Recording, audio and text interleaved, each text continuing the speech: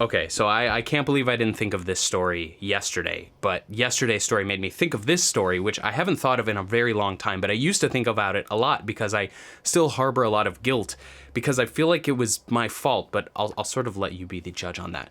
So years ago, I lived in Aurora, Colorado, and if you might remember, there was a very famous shooting at a movie theater during a Dark Knight premiere. I believe it was the 20th, it was the night of my birthday, and hugely, hugely affected the community. A gunman went into a theater, killed a bunch of people. It was incredibly tragic. And as you can imagine, living in Aurora, it was the huge talk of the town. It was actually like a local movie theater that I had gone to several times prior. Anyways, it was super late at night once. I lived alone in this little apartment in this complex. And this guy knocked on my door, this Filipino dude. And he was extremely intoxicated. And I forget why he knocked on my door originally. I think he was looking to see if I had something like a bottle opener or a cork opener or something. Anyways, so I open the door and he's talking to me a little bit. He's really drunk. He's very nice. I'm entertaining it.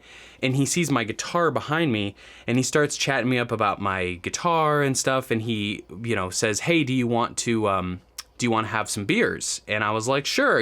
I'd seen this guy around. He had kids. He had a wife. It wasn't like a creepy, weird thing. He seemed like just a cool dude. So I was like, whatever. So he brought some beers downstairs and, we're talking it up and he starts to cry and he gets really emotional. And he explains to me that the reason why he's getting drunk tonight was because one of his good friends that he worked with was killed in the shooting that had happened. I mean, this was maybe 2 weeks after the mass shooting, and he was crying about it and he was really sad, and it was like a really heartbreaking moment, hearing him be so upset. So, the conversation's cool. We're talking. He plays guitar. I don't know if I mentioned that. That's why he was interested in my guitar. And so he's like jamming a little bit. I'm jamming. We're singing. It was like the best vibes. And finally he says, "Hey, do you have any weed?" And I did. So I was like, sure, and I assumed this guy smoked. And so, we hung out. And shortly after hanging out, he's like, "I haven't smoked marijuana in a very, very long time." And he just starts to get too high, essentially. And he just turns into this paranoid zombie.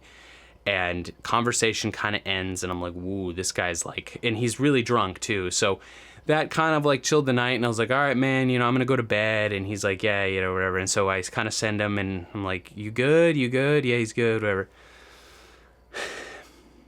All was good. I didn't see him for a very long time, weeks and weeks. And usually I saw him around the complex. About 2 weeks later, 2 or 3 weeks later, he's moving out all of his stuff.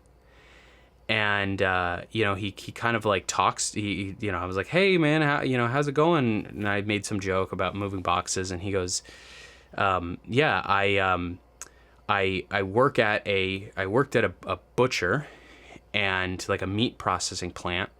And the day after you and I hung out, I cut myself and I was, drug tested when I went to the hospital, and I tested positive for THC, and I lost my job, and therefore I am losing my work visa because I can't come up with other work."